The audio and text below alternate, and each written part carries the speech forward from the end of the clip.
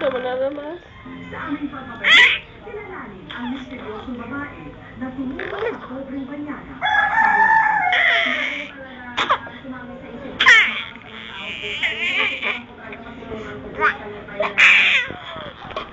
Magigil ako. Ay, matay ako.